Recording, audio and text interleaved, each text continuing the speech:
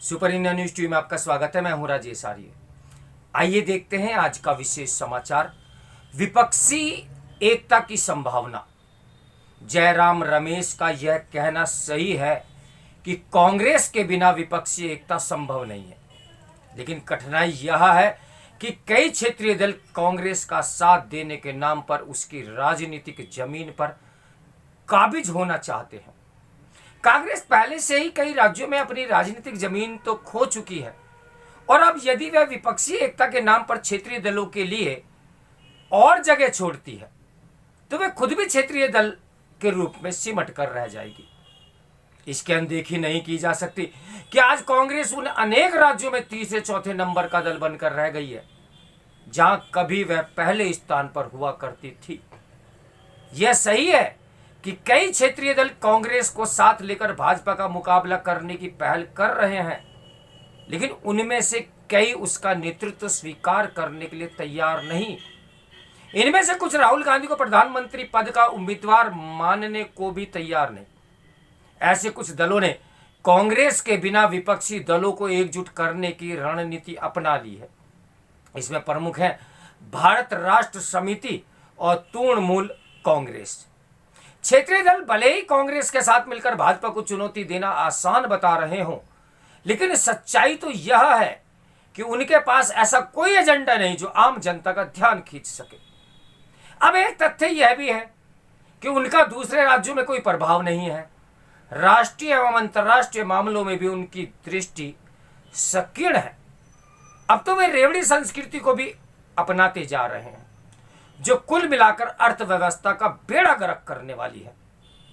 अब इसमें संदेह नहीं कि अपना राजनीतिक प्रभाव खो देने के बाद भी कांग्रेस एक राष्ट्रीय दल है, और वह करीब करीब सारे देश में उसका प्रभाव अभी है।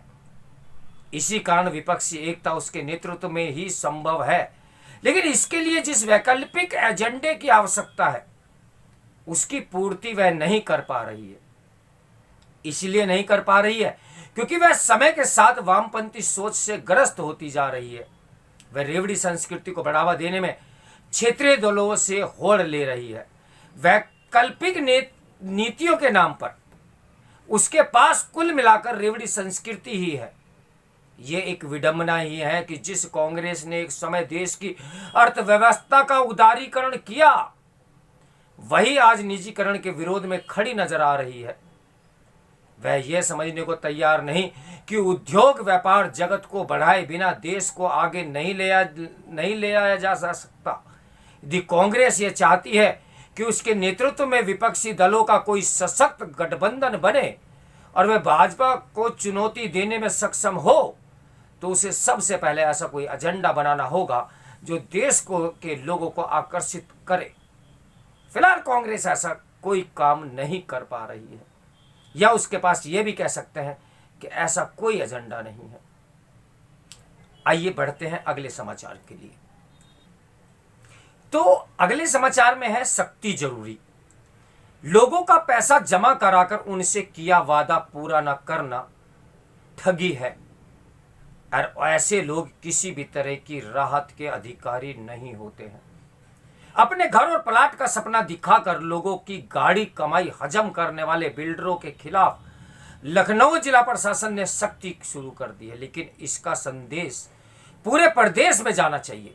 लगभग हर महानगर में ऐसे लोगों की बड़ी संख्या है जो बिल्डरों के दिखाए सब्ज बाग में फंसकर अपनी मेहनत की कमाई लुटा बैठे हैं, और अब रकम वापसी के लिए उनके कार्यालयों के चक्कर काट रहे हैं। उत्तर प्रदेश भू संपदा विनियामक प्राधिकरण यानी रेरा में भी इसको लेकर कई शिकायतें दर्ज हैं।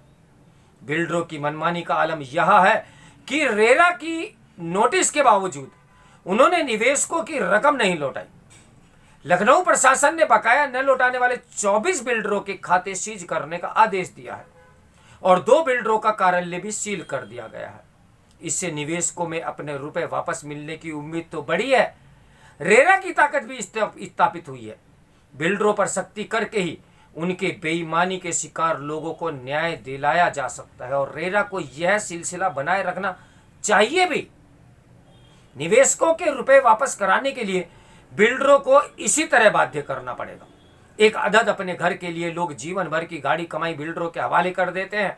ऐसे में जब उन्हें अपनी छत नसीब नहीं होती तो कितनी पीड़ा होती होगी, इसका एहसास करना आसान नहीं है।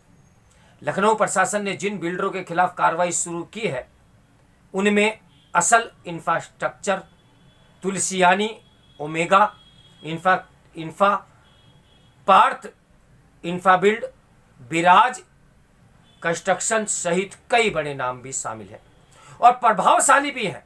2 बिल्डर तो जिलाधिकारी की ओर से बुलाए जाने पर बैठक में भी नहीं पहुंचे। कई महानगरों में इन बिल्डरों के प्रोजेक्ट चल रहे हैं, इसलिए कार्रवाई का दायरा बढ़ाया जाना चाहिए। कई बिल्डर तो निवेशकों का पैसा हड़प कर फरार भी हो गए हैं। उनकी संपत्ति को नीलाम करके निवेशकों का पैसा वापस कराया जाना चाहिए। लोगों का पैसा जमा कराकर उनसे किया वादा पूरा न करना ठगी है और ऐसे लोग किसी भी तरह की राहत के अधिकारी नहीं हैं। ये सरकार की एक बहुत बड़ी पहल है। तो मेरे साथ बने रहिए सुपर इंडिया न्यूज़ टीवी की ब्रेकिंग न्यूज़ के लिए। नमस्कार, मैं हूं राजेश आर्य।